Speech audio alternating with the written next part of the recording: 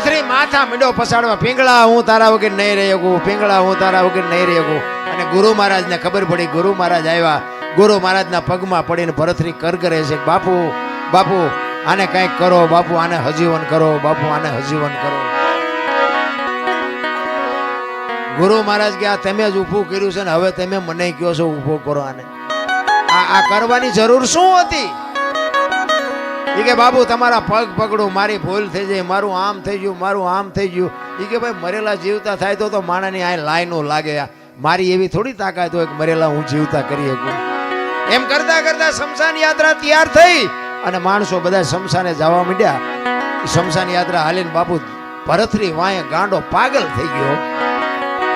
ગુરુ મહારાજની આંખમાં આહુડા મીડ્યા પડવા કે હવે આ ભરથરીને મારે કેમ કાબુ કરવો.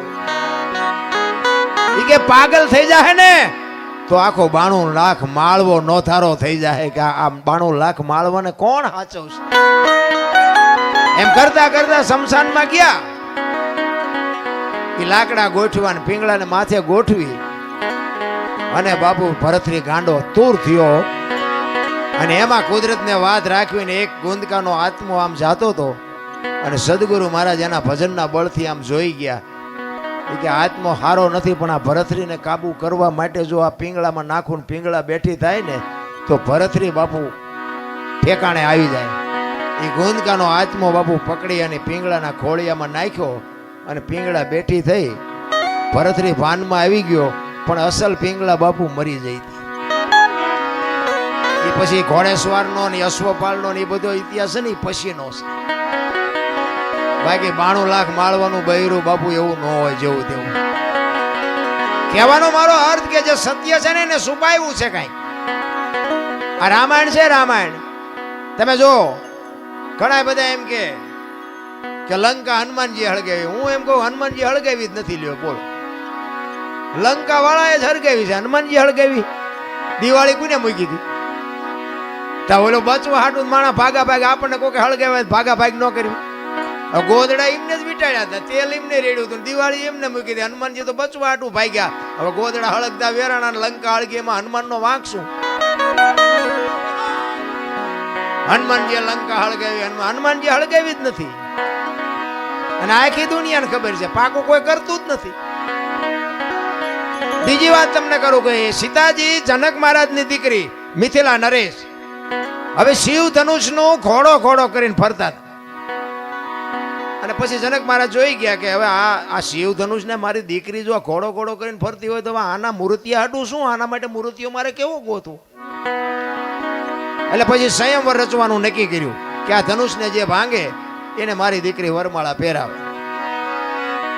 હવે ઈ સંયમવર રચ્યો ને એમાં કે રાવણ હતો એવું કહે છે. સાચું ખોટું મારો રામ જાણે.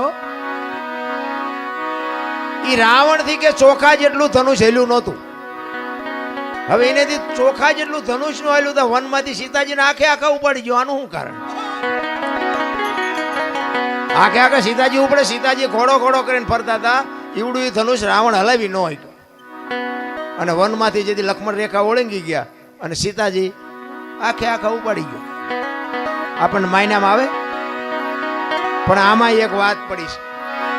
ભોળાનાથ અને પાર્વતી બે જયારે હિમાલય ઉપર હતા ને ત્યારે પાર્વતીમાં વિષ્ણુ ભગવાનને અહીંયા બેહવા માટે ગયા અને વિષ્ણુ ભગવાને મકાન બનાવ્યું હતું. એટલે લક્ષ્મીજી બધું બતાવવા માંડ્યા કે જો આ મેં મકાન બનાવ્યું, અહીંયા અમારે જમવાનું ને અહીંયા અમારે રહેવાનું ને અહીંયા હુવાનું ને અહીંયા રસોડું ને અહીંયા ફલાણું ને અહીંયા ફલાણું. બૈરાનો સ્વભાવ હોય, ઘરમાં કંઈક વસ્તુ લાવે આજુબાજુ બૈરા ભેગા થઈને બધું દેખાડે. એટલે પાર્વતીને કહે છે કે મેં આ બધું બનાવ્યું અને તમારે દીકરા મોટા થયા કે મકાન બકાન કઈ કરવા નથી. એ કે આ તો અમને હાય વિરુદ્ધ નહીં હતા. પાર્વતી ઘરે આવીને ભોળાનાથને કહે છે કે પ્રભુ મકાન આપણે નથી કરવું, આ છોકરા મોટા થઈ ગયા. ભોળાનાથ વિચાર કરે ખરું મકાનનું અત્યાર સુધી કોઈ ધ્યાન મગજમાં આવ્યું જ નહોતું, અત્યારે ક્યાં જાય. એટલે કે વિષ્ણુ ભગવાનને અહીંયા બેહવા ગઈ હતી ને એમને કે સુંદર મજાનું મકાન બનાવ્યું કે આપણે નથી બનાવું.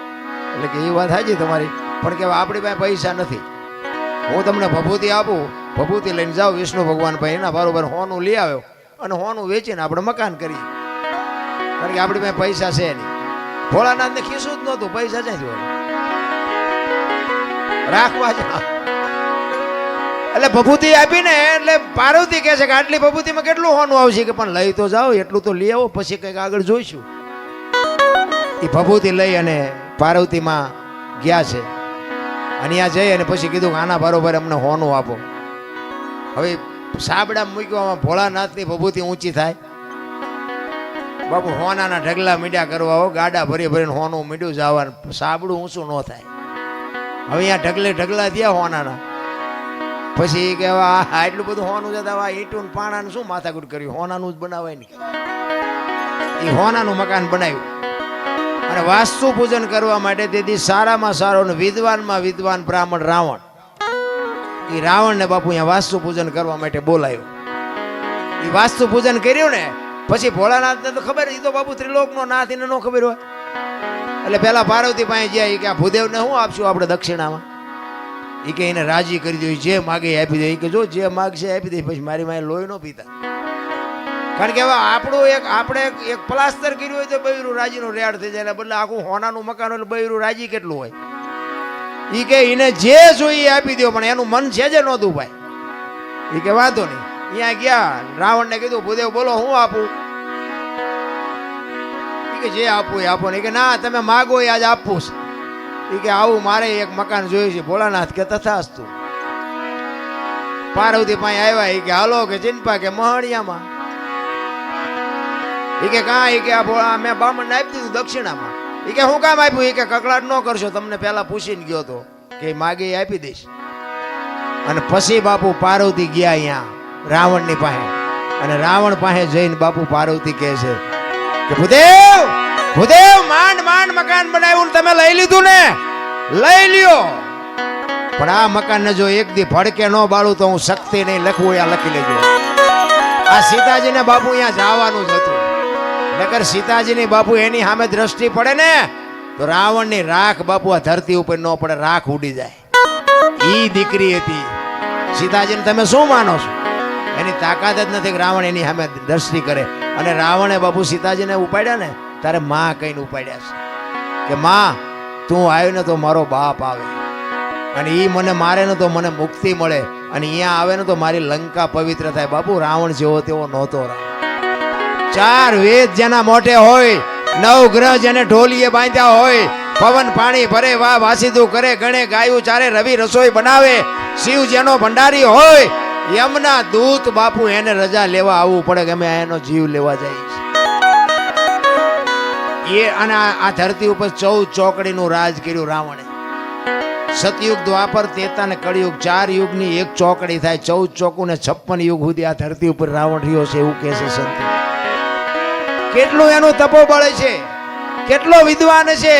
અને રામ ને બાપુ ઠેઠ ત્યાં સુધી થકો થયો તો બાપુ એનું ભજન તો કઈક હશે ને. પણ આપણને છે ને કઈ આમાં સમજાતું જ નથી. આપણે મને તો એમ થાય કે ચારે બાજુ કથાયું વંચાય છે, ધૂનું બોલાય છે, ભજન થાય છે, માતાજીના માંડવા થાય ને, હવન થાય ને, પ્રતિષ્ઠાયું થાય ને, મંદિર થાય, તો બગાડ કાં નથી ઉભો રહેતો? વિચારવા જેવું તો છે ભલામણા. કઈ આપણા ગઢ આવું કઈ કરી જ નહોતા શકતા. તો આ ચોરી ને લોટપાટ ને મારી નાખવા ને તોડી નાખવા ને અત્યાચાર ને ગમે એની દીકરી ઉપાડી જાય, આ બધું તમે જોવો તો ખરા કેટલું બધું અંધારું હાલ્યું જાય. તો આ કથા એવું વંચાય છે ખોટું છે? એ કેમ કેવું ખોટું છે?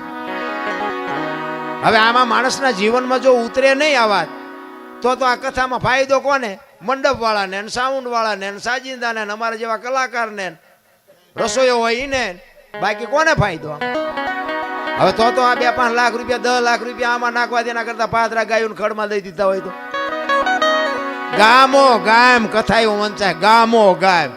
અમારે તો રોજ ફોન આવે કે અમારે પ્રોગ્રામ રાખો, અમારે રાખો. અમે પછી કહી દે કે આટલા થાય છે, કથાયું કરો જે કરો એ. અરે બધું ડીંગો ડીંગ હાલે ભલામણા. મને એમ થાય કે આ ખોટું છે હું નથી કહેતો, પણ બગાડ અટકવો જોવે બાપુ. જો આ સત્ય હોય અને કાં ઓલા કે ને કે કાં તો ઓલામાં ફેર ને કાં તો ઓલામાં ફેર, સત્ય હોય તો આ બાપુ દુનિયામાં કંઈક, હું એમ કહું છું કે 5000 50,000 માણા ભેગું થાય તેમાં 10 તો સુધરવા જોવે કે નહીં. અમે એક જગ્યા આમ ગુજરાતમાં ક્યાં ગયા હતા, ગામનું નામ ભૂલાઈ ગયું, કથા એટલે અમે જોયું કે કથા છે, એમ ગાડી હાંકતો એ વખતે એટલે અમારે થોડોક ટાઈમ હતો, કીધું હાલો ને આપણે કથામાં જઈને બેહી. હવે એમ અહીંયા બેઠા ને કથા ચાલુ હતી ને એમાં 2 જણા બાજ્યા. બોલો, હવે કથા ચાલુ હોય એ વખતે જો બાજે માણા તો એમાં બહાર તો કઈ મગજમાં ઉતરે જ છે. એમાં એકને દવાખાને લઈ જવો પડે. બોલો, હવે આમાં પતિ જો હોય તો કથાના માંડવાનું શું થાય, ઓલા વક્તાનું સાજિંદાનું શું થાય? અરે બાપુ કઈક ઊંધું રંધાય છે, મને એવું લાગે. સાચું ખોટું તો મારો નામ જાણે. ખોટું છે એવું આપણે નથી કહેતા. રામ કથા ખોટી નથી, ભાગવત કથા ખોટી નથી, પણ આ અટકતું નથી. એટલે મને એમ થાય કે આનો કંઈક પાવર ઘટી ગયો હોય, ગમે એ થયું. બાકી તો રામાયણ છે તો રામાયણ છે ભલામણ. એક હું તો એમ કહું છું, ઘરમાં એક રામાયણ નાનું મોટું પુસ્તક હોય ને, જિંદગીમાં કોઈ દી બાપુ મોડો પ્રસંગ ન આવે કરી. રામાયણ એવો ગ્રંથ છે ભલા.